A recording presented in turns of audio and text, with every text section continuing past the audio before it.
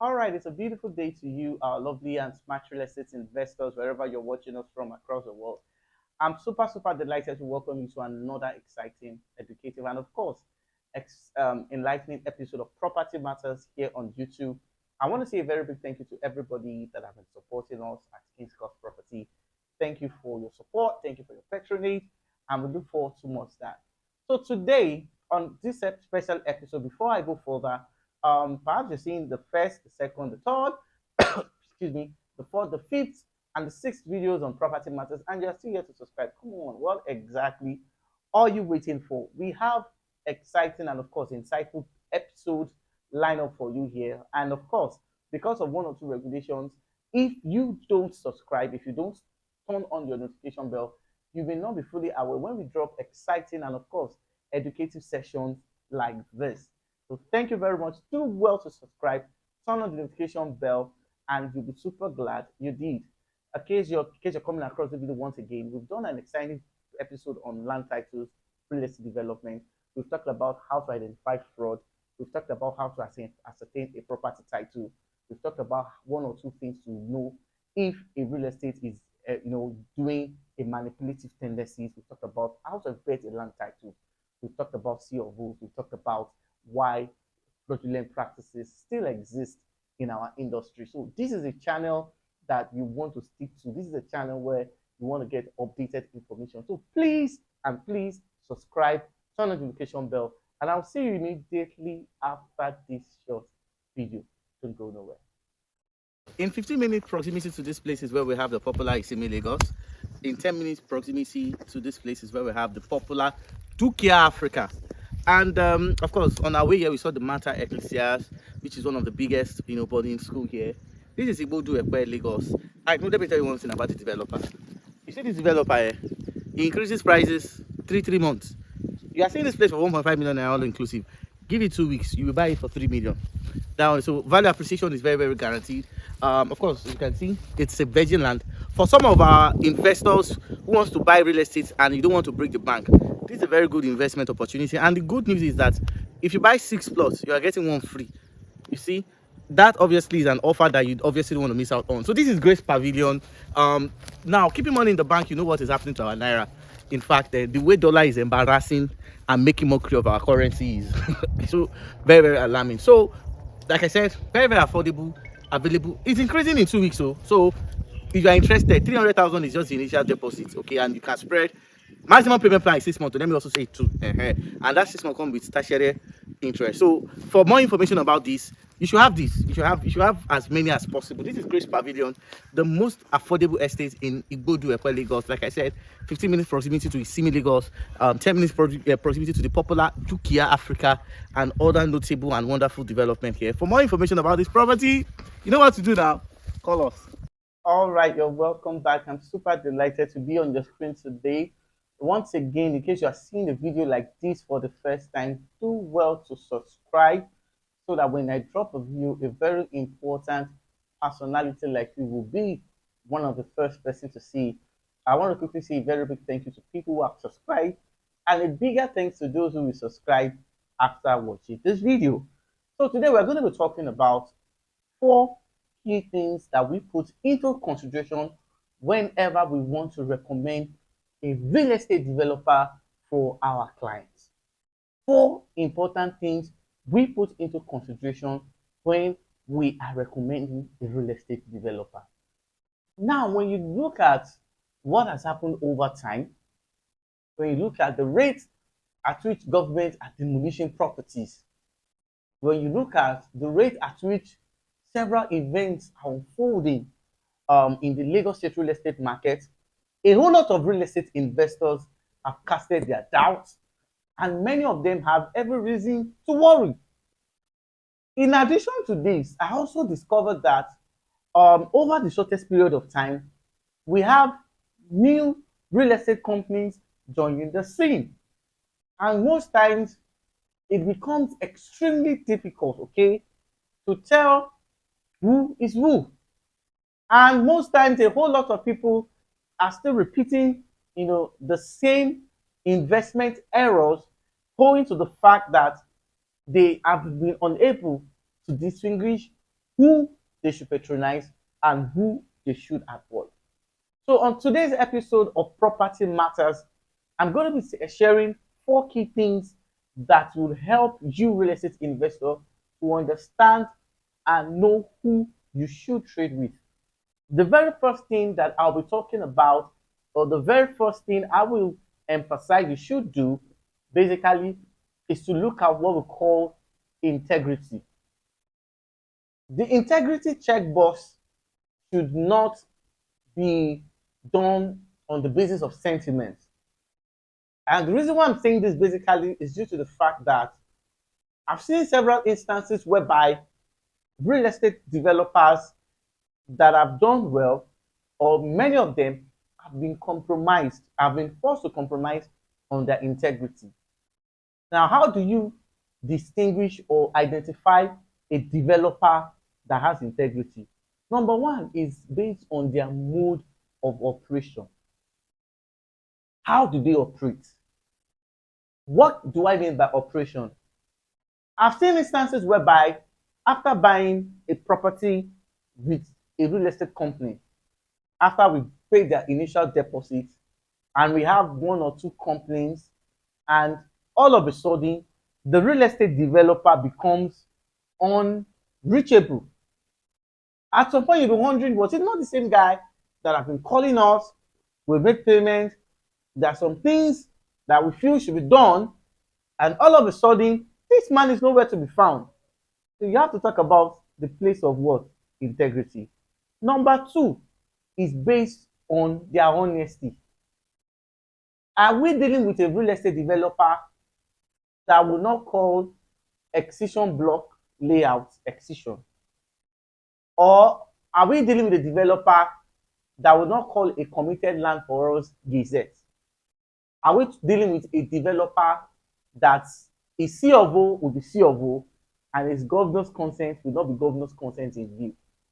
Now, the reason why integrity matters basically in this industry is due to the fact that a lot of people have used the game of deceit, okay, to make people do investments that should have been avoided, okay, in the first place. So, as a real estate investor, you need to understand that the game of deceit in this industry is a major tool that is being used to cajole people. So how do you tell if a real estate developer has integrity? Number one, it is based on the title.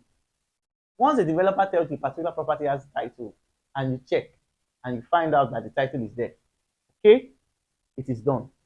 Number two is the area of development. Now, has this company delivered on their project, or are they looking for opportunities to sell abandoned projects? What do I mean by that? There'll be several instances whereby people have cut or sway people off their feet with their branding, advertisements, the jingles, just to get people out of the hard-earned money, and at the same time, nothing is being done.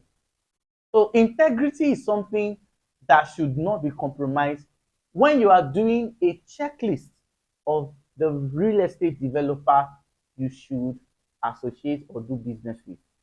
The next thing you also want to check is the track record. Now, the importance of having a good track record plays an important way, and it's one of the easiest tools that will help you understand a real estate company that will deliver from the ones that will fail to deliver. What exactly do I mean by that? I've seen instances whereby some real estate companies started well. They delivered on future projects, and at the long run, maybe due to pressure or societal, how do I put it now? Societal manipulations, they tend to follow the old way, like they tend to follow suit the way it's being done. Track record is very important. There are some real estate companies that I will make my client buy off plan from, and I will go to sleep. See, regardless of what happens, I know these guys will not fail to deliver. Now, there have been instances, realistically, Let me also note that the prices of building materials, okay, is very high, okay, and that to an extent might have slowed, the pace of development of some of the projects that we have seen in different parts in some of the constructions that we have across the island. But nevertheless, a whole lot of real estate developers may want to use the present um, prices of building materials in the market not to deliver. So, on the place of track record, check companies that have done project from the start to the finish. By the time you are done with your investigation, analysis, and your due diligence, you will find out that even new companies that are struggling to pay salaries want to start off plan. So that is an indicator that you want to choose. So track record. They want to do housing project. How many have they done? How many have they delivered? Out of the ones that they have delivered, how many have errors? I've been I work oh, I dey waka, pardon me to use this word. I've been to several sites and I look at some projects and I just cry for the investors that have gone into that project. So track record is of utmost importance. Then the next thing that I also want to talk about is the title of the project they are doing. The title. Although over times I've observed that a whole lot of people don't stress on the need for a good title. And well, I believe basically we all have our own preferences and our own area of focus. But as a real estate practitioner, I know what Lagos State government is capable of, and I know the risk of buying or investing in properties that don't have good titles.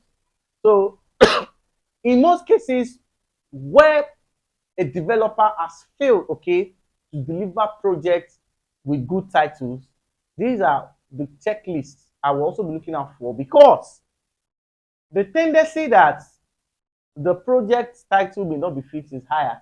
And that's why sometimes it is always good to work with somebody that has integrity. It will take us back to the very first point we outlined when we started this analysis, the title. In case you don't understand some of these things, by the time you begin to associate with some real estate investors or some real estate developers, I say investors, real estate developers, experience will tell you how some of them have lied about titles, how some of them have paid real estate influencers. We have them in this industry. Just as we have social media influencers, we have some. So sometimes in some places, when some real estate investors see some certain faces, for this particular realtor to be, marketing and pushing this property, it means that that property is safe. OJ. In most cases, pardon me, in most cases, the reverse is the case. Okay, uh, some realtors are being paid to do what they are doing. A lot of people say, okay, push this property, make people invest. I will give you this, I will give you that. So there have been instances whereby money have bought the conscience of some people. So I'm not saying all realtors are being, no, no, no, I'm not. I don't want to be misquoted and I don't want to be taken out of context. I'm saying there have been instances whereby some of these real estate influencers have good working relationship with those developers. So with some of the benefits they stand to gain, they obviously may not want to do their necessary verification and vetting before they start promoting property. So don't just say this person, I know the person I've been, and most times the duration of years the person has spent in this industry does not guarantee that that same person will stand for the truth. So in some cases, the business of real estate is an interest-driven business. So sometimes people sometimes may want to compromise because of what they stand to gain. So what I'm trying to say basically is that do your own fact checking before, regardless of who is recommending it, do your own fact checking. Then the next thing I also check, more importantly, if you're buying housing, is vetting of the building approval. I've said this subsequent times. I think if I'm talking about building approval now on this our real estate talk show on YouTube, this should be maybe the fourth or the fifth time I'm talking about. I was the very first real estate anchor that talked about building approval. Now, I've said it before and I'm going to say it again. On the highland, a whole lot of people are building without approval. And when I was talking about the cost of demolitions and procedures, because at your leisure time you can check it there, I said that the reason why a lot of structures will go down is due to the fact that most of these guys don't have approvals. And I was glad that the real estate investors swung into action after I made those videos. And the feedbacks I got was a confirmation of what I said, the things I told them. And a lot of them are asking me, what should we do? This person has built, what do we need to do? Now, it's a two-way thing. Permit me to talk about this a little while.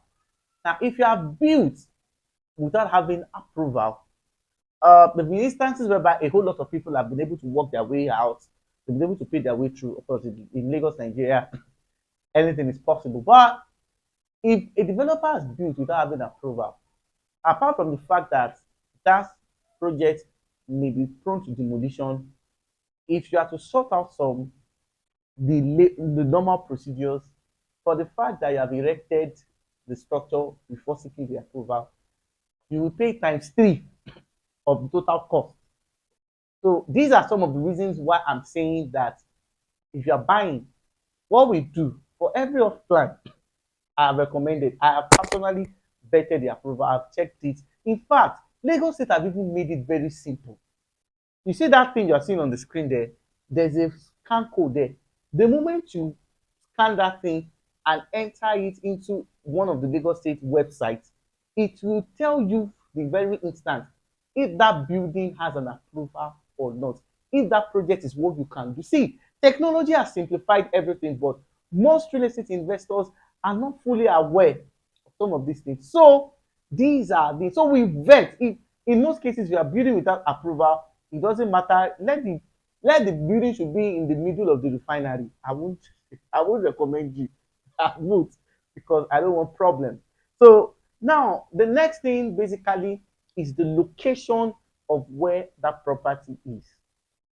For some of us, they told us that the land you are buying is 5 minutes away from the refinery. From field experience, found out that the 5 minutes from the refinery, the 10 minutes from the refinery, the 15 minutes from the refinery ended up being a 1 hour, 20 minutes drive away from the refinery. So we found out it ended up being a journey. Do you understand?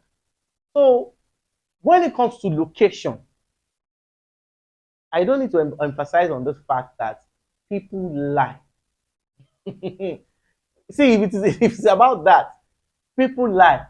In some cases, when they say a project is 10 minutes away from, let's say, what's the popular one now? Okay, it's 10 minutes away from the Ekpe General Hospital.